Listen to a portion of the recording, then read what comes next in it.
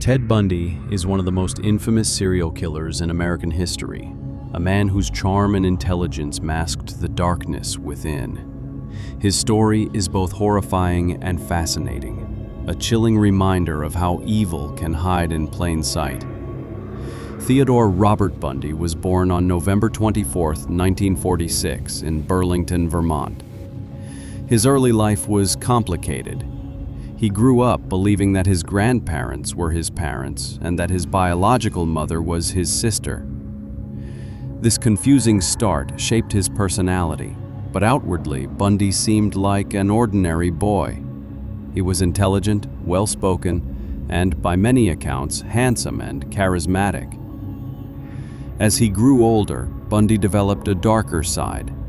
He became obsessed with violent pornography and developed troubling fantasies about control and domination. Despite this, he maintained a double life. He studied psychology at the University of Washington, volunteered for political campaigns, and even worked at a crisis hotline where he was considered helpful and empathetic. Few suspected what he was capable of. Bundy's crimes began in the early 1970s. His victims were young women, often college students, many of whom shared similar physical traits, long hair parted down the middle. Bundy lured them in by pretending to be injured or in need of help. Sometimes he wore a fake cast, other times he carried crutches, convincing women to help him carry books or load items into his car. Once they let their guard down, he attacked. Bundy's first confirmed murders were in Washington state, but soon disappearances spread across Oregon, Utah, and Colorado.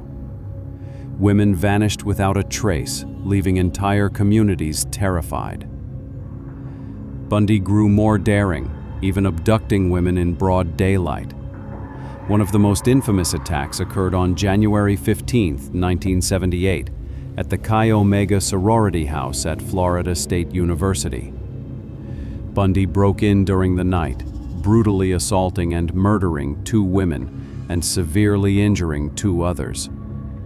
Just weeks later, he abducted and murdered a 12-year-old girl named Kimberly Leach, his youngest known victim. What made Bundy especially dangerous was his ability to blend into society. He was charming, articulate, and even had a girlfriend for years who never suspected the extent of his crimes. He managed to evade law enforcement repeatedly, and his story includes 2 famous prison escapes. In one escape, he literally jumped out of a courthouse window. In another, he squeezed through a hole in the ceiling of his cell and walked out of jail, disguised as a civilian. But his freedom didn't last. After the Florida murders, Bundy was finally captured for the last time in 1978. During his trial, he represented himself, showing off his intelligence and charisma to the courtroom. Cameras captured his smirks and confidence, as if he believed he could outsmart everyone. Yet the evidence was overwhelming. Witness testimonies, bite mark analysis, and physical evidence tied him directly to the murders.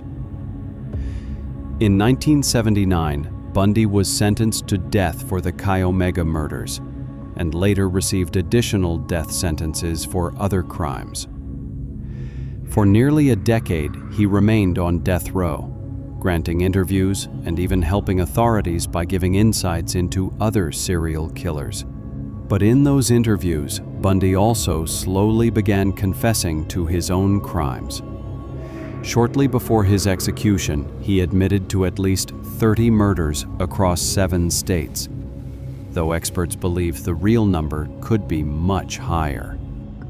On January 24, 1989, Ted Bundy was executed in the electric chair at Florida State Prison. Crowds gathered outside the prison, celebrating the end of one of America's most notorious killers. Ted Bundy's case remains one of the most studied in criminal history.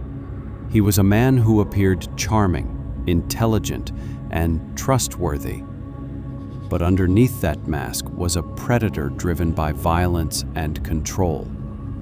His story serves as a reminder that evil often hides in plain sight, wearing the face you least expect.